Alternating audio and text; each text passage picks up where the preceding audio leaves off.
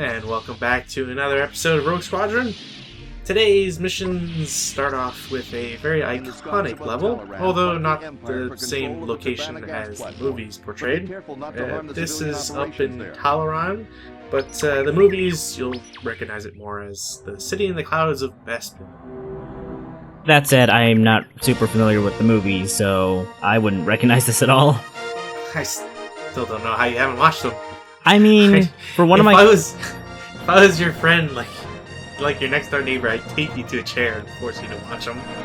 Okay. For one of my high school classes, it was about, fantasy stories, and, we ended up watching, the original trilogy, because they're, I guess, space-age fantasy stories, whatever. Mm-hmm. I just could not pay attention. I was so bored. Ah, gross. So, since it's another act in the game, it's given us the usual story exposition. Not that you really need it, but it's always welcome if you're into that sort of lore-building stuff. They do name-drop Lord Grand Moff Círdan, and we're going to see a little bit more of him later. The game doesn't really... I don't want to say, doesn't portray him as, a villain, because he is, of course, but there's no indication that he's, your rival or the antagonist of the story. He just sort of becomes it, and we'll see more of that. Right. Also, I think I should point out now, rather than later, Battle Above Talaran is probably the most broken level I can think of in this game. In what sense? At least on the PC version. Keep in mind, I might have had the bug that I will show off later in the video happen to me on the N64 version. PC, this was a nightmare. Occasionally this would crash immediately after loading the level. Sometimes it would crash immediately before ending the level. So you go through the entire mission, and then done. You killed the last unit and crash. I see. And other times it might crash halfway through. So I don't know what caused it, ever, because there's no indication for it. There's no error report, and I don't know. I couldn't figure out what the cause was at any one time. It just seemed to trigger haphazardly. Because I obviously had to record all this and the end cutscene footage, so I beat it several times, but sometimes it just decided, nope, you know what? You don't want to succeed or beat this level. So, yeah. Are you sure you don't want to succeed? Well, I wanted a gold medal, and so when I beat it and got a silver, I was like, you gotta be kidding. Oh, yeah, I know what you mean. I was really mad at both myself and the video game. But this level is very different from other ones. In this one, we basically have to destroy some gas canisters. Mm-hmm. Now, story-wise, the game portrays this as being it's Tibanna gas, which is supposed to have enhancing combat properties. So the story reason for you destroying the canisters that all have Imperial symbols on them is that they power up their lasers, and obviously we don't want that.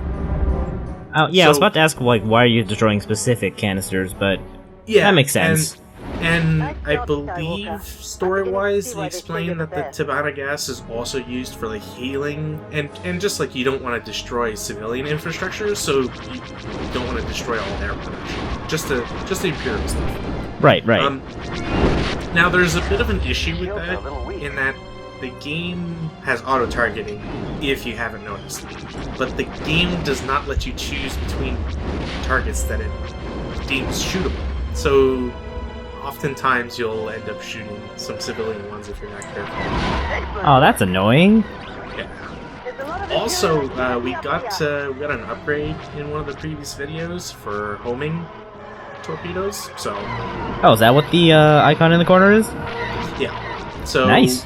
You kind of it's not great, just because it takes a couple seconds for you to like lock on, but it's better than not being able to lock on, period. So take it or leave it, really. Yeah. So do you get penalized for destroying civilian canisters? Yeah, actually, if you destroy too many, the game auto ends. Oh. Yeah. So it's a fail state if you go too crazy on your shooting. I don't believe it's counted towards a friendly saves, which is one of the requirements for certain medals. Mm-hmm. Pretty sure it's just like a separate counter somewhere else. Right. Also, if you really want some easy kills, these guys always spawn, always at the same time. It's right before the Cloud City equivalent, and they always just fly in a straight pattern. Interesting. It's kind of like, it's one of those things about earlier video games that kind of makes you realize when you play it later on in your life, like, oh, this was fairly simple comparatively. It'd be like playing a Pokemon game and your enemies only ever have tackle forever. This reminds me of Bespin. So yeah, they even name drop Bespin. Too small though. Was that an upgrade? Yep. So as it's thematically correct, where the Tibanna gas increases the laser power for the Imperials, so the upgrade on this map increases the power of our opponents. Nice. Now, I've never really done any studies on like how much it does for other stuff, so I don't know what the power increase is. I can tell you one thing, Luke. The officer on duty is not going to enjoy explaining this damage to the That sounds like something you should do as a bonus video. See, the problem with it is that you can't select upgrades like the lasers. As soon as you pick up the laser upgrade, that's it. Your save has the upgrade lasers. So, I mean, it's not impossible for me to do. Also, 91 kills.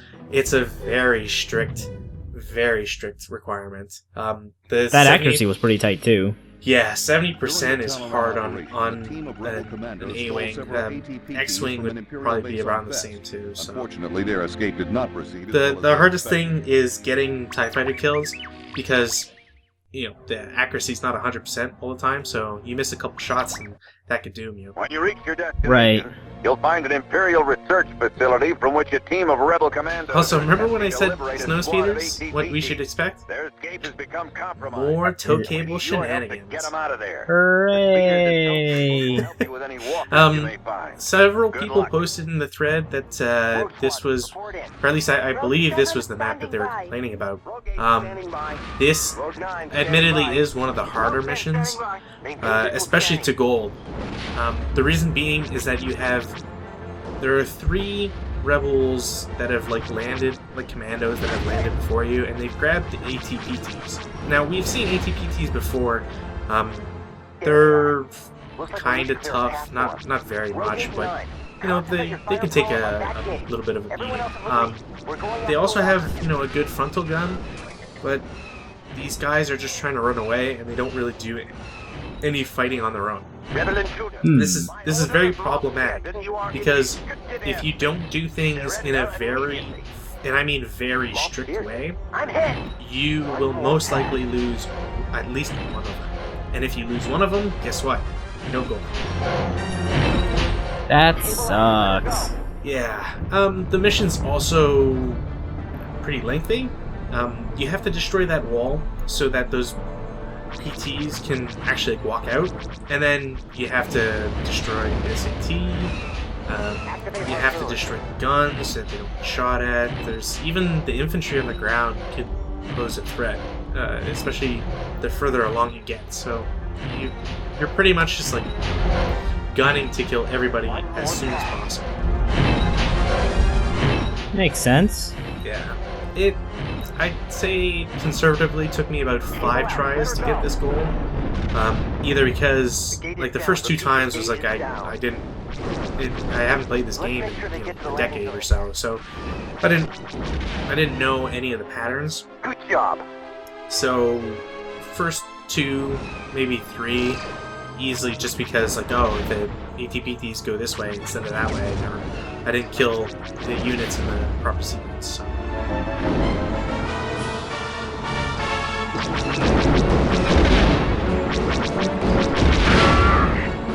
I'm a little disappointed you didn't just like mow down those soldiers there. Well, there's also the problem that like Snowspeeder, you can't. You can only go so close to the ground. Oh, really? Yeah, because in lore the Snowspeeder works by repulsor lift, so it I see. Yeah, it basically floats above the ground rather than like having its own propulsion system. So like a bullet train or a magnet train. Yeah, basically. So you can't. I don't think you can actually run over stormtroopers, which sucks. I suppose that means you wouldn't be able to go like fly off into space with this aircraft. I believe you can't. Yeah, there's like a strict height that the Snowspeeder just stops working. Yeah, I'd believe it. Also, like look at all this. Like the game just spawns a shit ton of these little tanks, which I've never bothered to figure out what their name is. But like if you're off like to the side anywhere and not paying attention, you lose an ATPT. That's it. You're done. TIE bombers also spawn, as we can see. Those are kind of annoying. And there's also, as always, with gold and other metals, there's a time limit. So the ATPTs, no matter what, will take a set amount of time to get to the end point. You don't destroy that first gate that prevents them from moving, that could also screw you over if you don't do it fast enough. So. Right. And I believe there's also... I think this factory has a upgrade. I think. No, I'm thinking of something else. Wow, you just blew the whole thing right off the map. Yeah. Oh, this is where... See, like, this... Like, it's right off the mini-map. Like... If you oh yeah, top... why would you think to go over there? Yeah. So... And again, gold medal requires upgrades, so you don't... If you never look there, you could do this mission like a bunch of times. If you don't go just like across the entire map, just check. Which, if you don't get it like in the right way, then that's another reset right there. So. Jeez. Also, I know we're 5 videos in, but like this draw distance is annoying. Yeah, it's a thing, all right. Yeah. It's why like, it's why it gets a bit of a bad rap. If you look at reviews of the day, it was specifically mentioned that the PC, like when you had this compared to X-Wing versus TIE Fighter, people loved X-Wings versus TIE Fighter, and one of the reasons is like the draw distance was not like this. So right. Like, granted, the models were different in X-Wing versus TIE Fighter to the point where I don't think they look as good as this, but the draw distance is just impossible to compare to. Excellent work, Rogue Squadron. Another thing that really helps X-Wing versus TIE Fighter is that it's a bit earlier than this game, but it has the ability to be modded, unlike this game, and it's like you have... Good work. There are multiple projects to like rebirth X-Wing versus TIE Fighter, so to speak. Nobody's saving this game. Like, nobody's doing a rework of this game. So that sounds like a bit of a shame. Moff Searden has chosen to hold Chandrilla hostage in an attempt to make the rebellion pay for its raid on Fest. You must help the innocent people Moff Searden again. Protect the supply train and stop the Oh Empire. no! Yeah, like he's just everywhere. All of a sudden, it's all about Moff Searden.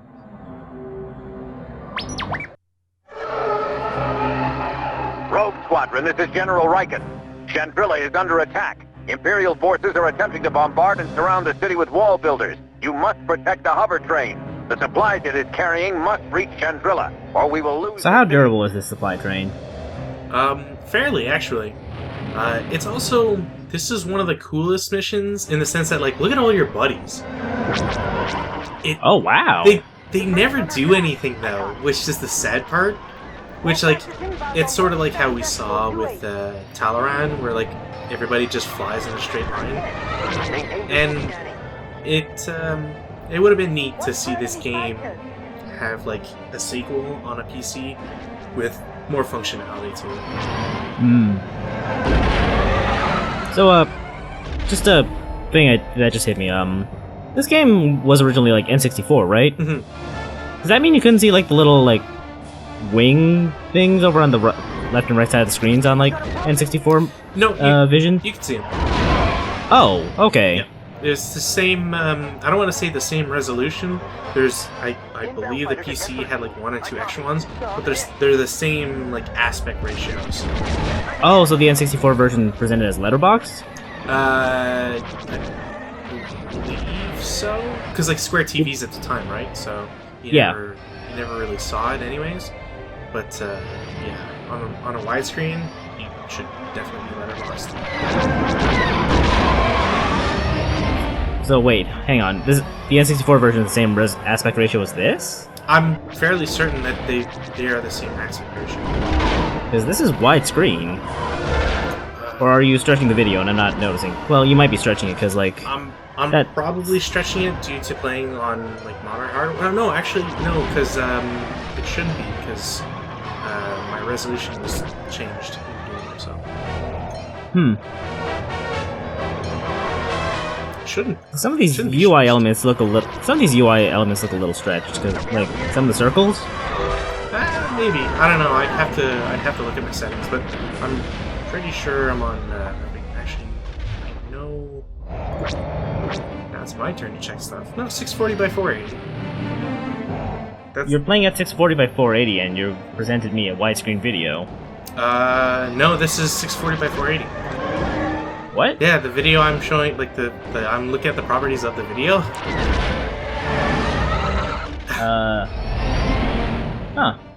That'd be a weird thing on my end then. What? Your resistance is useless. As you can see, I have blocked. So I was like, there's no. There we go. Yeah, because, like, the cutscenes are all letterboxed. That I remember, but the gameplay was all just the square. So. Okay, I have no idea what happened to my video player, but so once you get the train to the city starts getting bombed. That's not particularly annoying, although there is, like, an extra, like, there's a bunch of ground units that'll spawn. The map is huge, so it's kind of hard to find some units sometimes. Protect the evacuation shuttles. Also, like, the number of times that AT-STs shoot versus how durable those transports are is kind of messes with you a little bit. I can imagine. Yeah. I should point out that another thing that really sucks about the homing torpedoes is that if you want to shoot them quickly, in a basically unguided sense, you have to double tap the button really quick. And I mean really quick. And sometimes it just doesn't register, so... That kinda sucks. Yeah.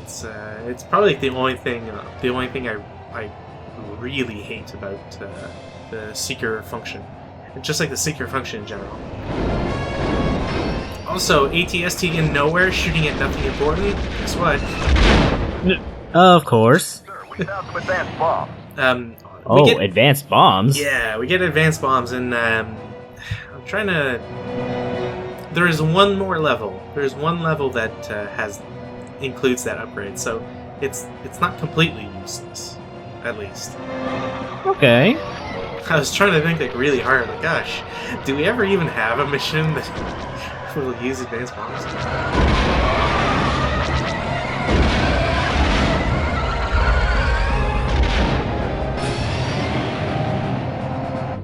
Commander, we have TIE bombers and TIE interceptors on scanners.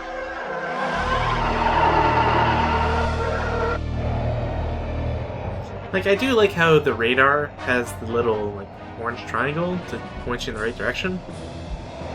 Because... Oh, it's not a vision cone? No. It's just straight up, like, this is where your objective should be, so, like, go that way. Oh, okay. This whole time I thought it was like a vision cone. which doesn't make a whole lot of sense. I mean, I could see the confusion, for sure. Yeah, because a lot of other games use that as a vision cone. Luke, I've lost my stabilizer. Have your RT unit lock it down, Kaysen. Kaysen more? Ah, of course. Moff Theoden. How pathetic. Allying yourself with those rebel criminals rogue squadron. You and your so-called rogues helped in the absconding... Do they use dialogue from the movies for these games, or is it like all the dialogue re-recorded? This is all original stuff. Okay, but like, if there's anything from the movies, then like, do they re-record that? No, as far as I know, it's all original stuff. I hesitate on Wedge Antilles. I don't know if his is unique. I'd have to look into the credits again. But fairly certain that all the dialogue is all original. Gotcha. There you are, you coward. Do you think you can get away in that shuttle?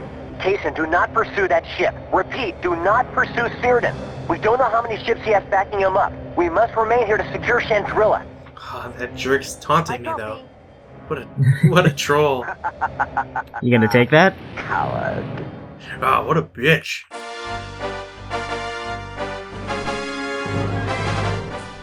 Alright, so I believe this last 30 seconds should be the bug. Very quick explanation. I don't believe there's a ceiling, or at least if there's a floor to this map, it's very, very low. To the point where I managed to crash into the TIE Fighter, as we've just seen. My vehicle just into the mist. I don't know where it's gone. And then boom, right at Cloud City. Which is where sure. It's exactly where you're not supposed to be, because this is the last portion of the map. Which sucks, because it means that not only do you have to destroy the gas tanks that are like at the Cloud City in that last platform, but you have to fly all the way back to where you were to destroy the gas tanks there. Thankfully... That wastes a lot of time. Thankfully, you only need to destroy all of the Imperial marked gas tanks on the map to beat the level. But it's still a time waste, and it's a pretty weird bug to respawn you there. Yeah, no kidding. But that was it for today, so catch us next time.